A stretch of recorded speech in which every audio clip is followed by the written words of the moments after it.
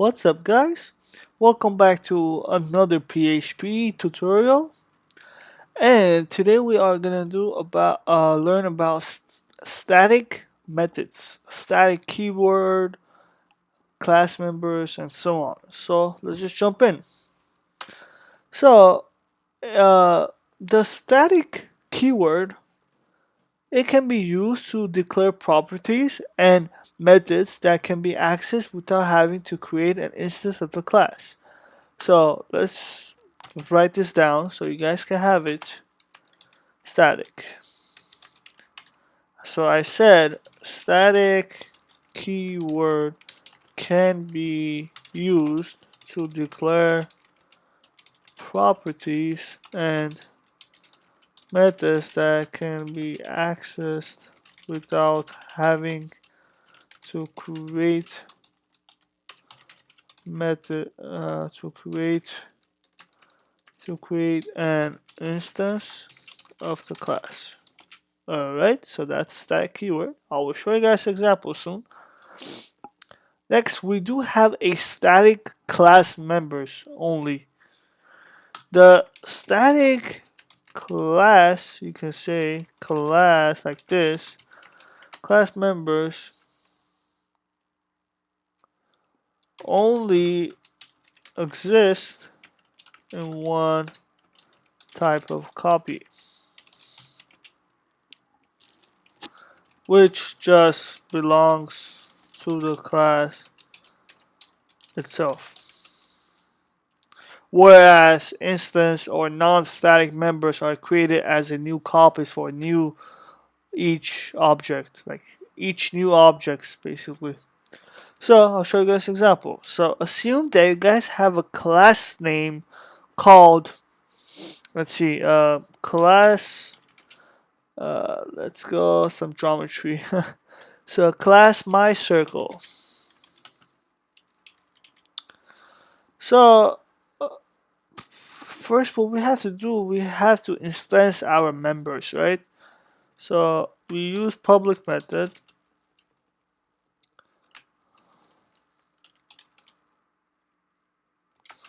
Public, we say we have a variable v equals 10, right? Next, we want to create a function calling get area because we want to get the area. Close the curly brackets, or open the curly brackets and close the curly brackets. Next, we want a static class member. Remember that I said that static class members only exist in just one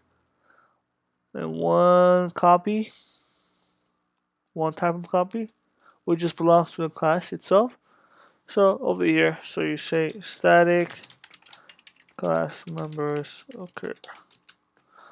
So we want to say we use a static keyword that can be used to declare properties and methods that can be accessed without having to create an instance of the class. So we say static. So instead of using public, you can use static. So static, you say we want to find we want to print out pi, basically. We want to use the variable pi equals 3.14, right? And we want to create a new static function. So we say static function new area, which we can say variable s, open curly brackets, close curly brackets, and that's how you do it. That's an example of a static. Basically, you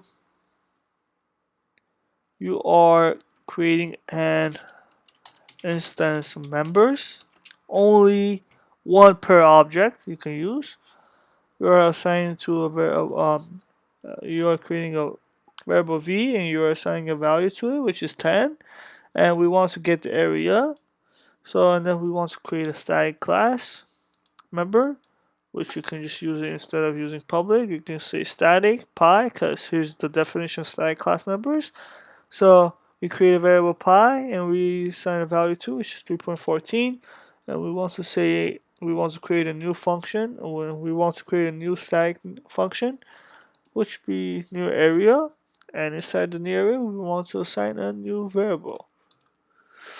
That's all. So the static, okay, note that the static methods cannot use instance members since these methods are not part of an instance.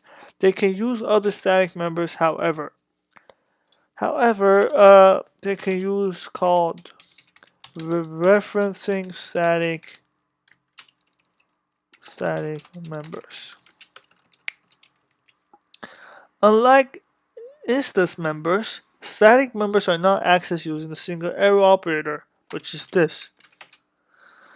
Instead, to reference static members inside a class, the member must be prefixed with the self keyword, followed by the scope resolution operator, which is this. The self keyword is an alias for the class name, so that it alternatively can be action name of the class that can be used. So let's do it. Let's use a reference to static member. So for example, you guys have a static function. Let's use this one. Let's use this new function.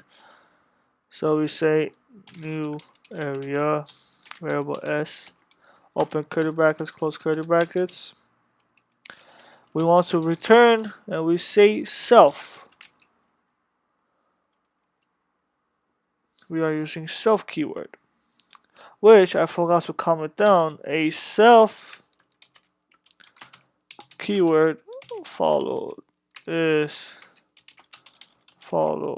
by a scope resolution operator, which is that.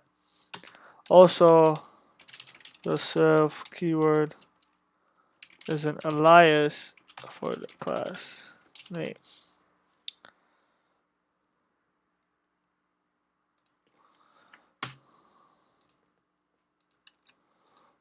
Okay, so you say return, we are using the scope resolution operator, and we say pi. We are using this pi over here, and we want to times it as variable s times variable s, whatever we have over here in our new area. This is called just fine. It's okay / fine. It's okay to use like this. If you want to use a alternative way, you can say return my circle. We use the scope resolution operator, so we say variable pi times. This is the alternative way. Alright, so I hope you guys understand this.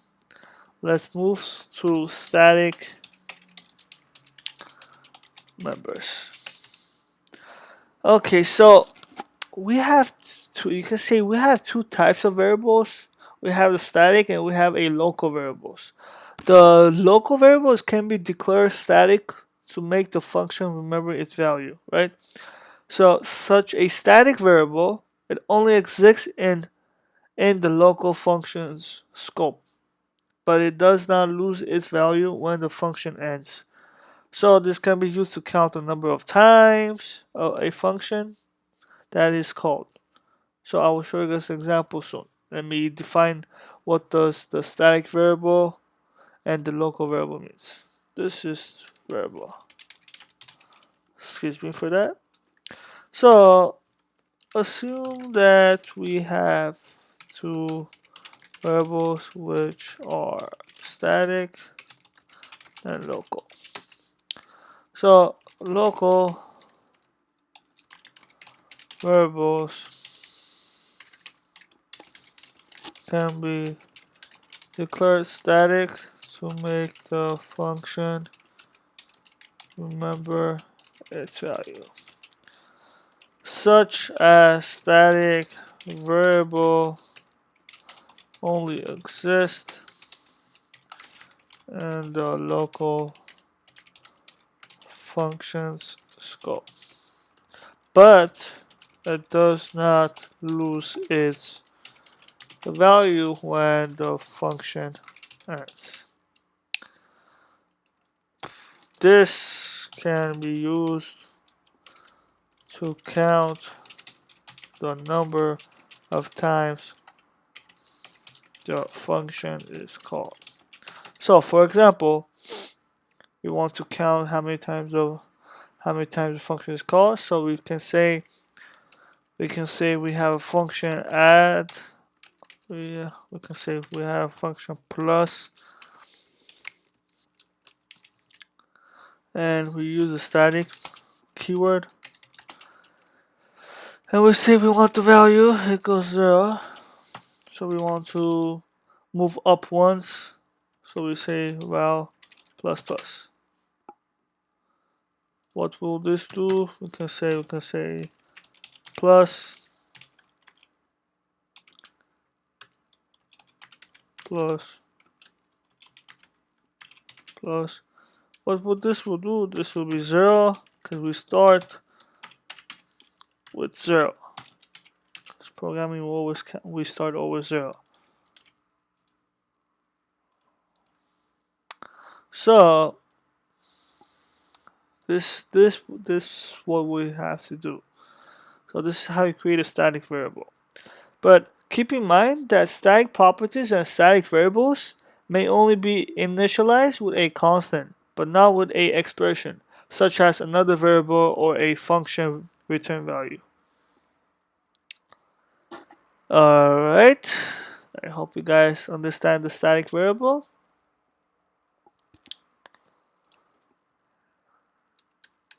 Okay, so next we have to do learn about late static bindings. Late static bindings. Let's comment this out so we won't be bothered. Let's comment this out.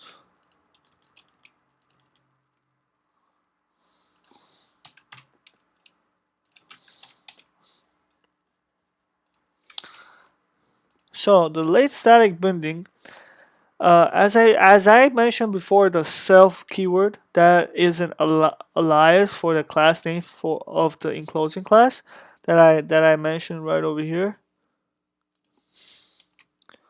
Self keyword is alias for the class name, right? So that means that the keyword refers to its enclosing class even when it is called from the context of a child class. So by using the self keyword, we can say we have a class name. We have a class name, my parent, let's say, and we want to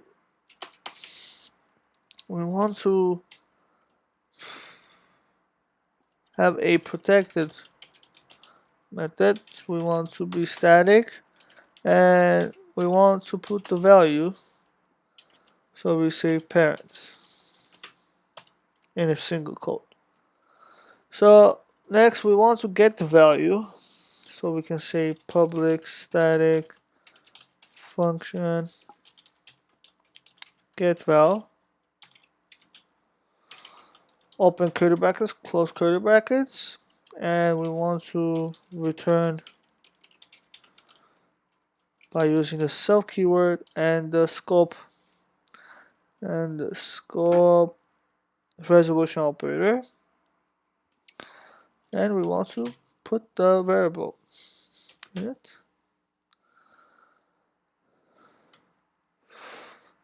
That's the so we just create that.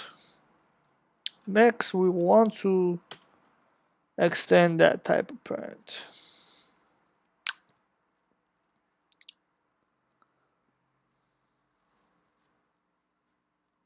So what we have to do, we say we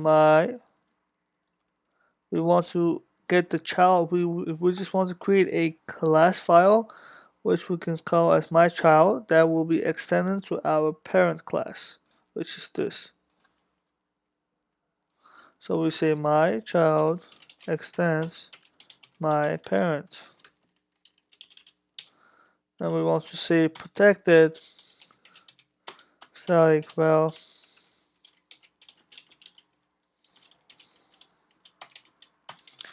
and we just want to echo it. We want to say my child scope resolution operator get val. This will print out parent right there. This will print out parent. Because we're getting this, we want to extend my parent, so whatever this is, when we say we want to print out my child and get the val, we want to print out parent. So it's grabbing it from here because we are extending it to our parent class. So to get the class reference to evaluate to the actual calling class, the static keyword needs to be used instead of the self keyword. So after when we're done with this, there is this feature called the late static binding that it was added earlier in PHP 5.3, if I'm not mistaken. So by using with these examples, we are going to apply late static binding into these two examples. So let's comment this out.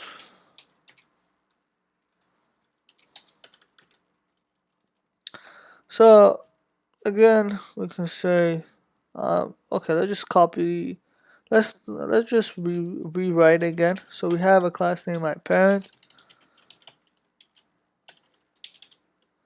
So we want a protected one, static, well, parent, right?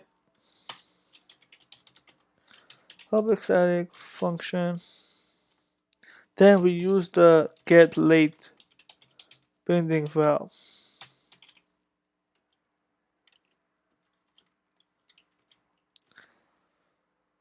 I will put more info about the late binding down in the description so you guys can have a look.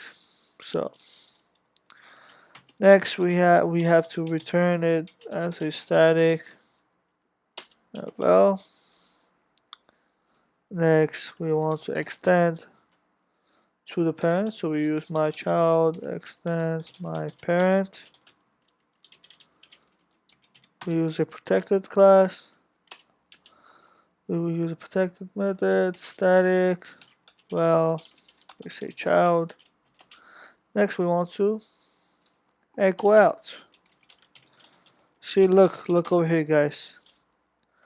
We use the my child, right? Because see over here we use the same, right? But we use the get val. When the get val goes over here to the parent, so obviously it's gonna print out parent, right? But look at this. We use echo my child. When we use the get late binding val, guess what this is gonna print? Let's look. Let's Control S, Control Save, or Command S. Go to the browser. That will print out child. Because it's grabbing everything.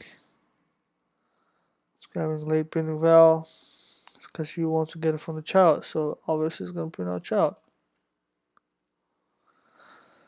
Alright, I hope you guys understand something from this lecture. This late static binding and the static variables, the reference static members and all. If you guys having any issues, problems, write a comment below this video or just message me and I will answer it to you. I will try to help you guys. And thank you for watching and I will see you guys on to the next video.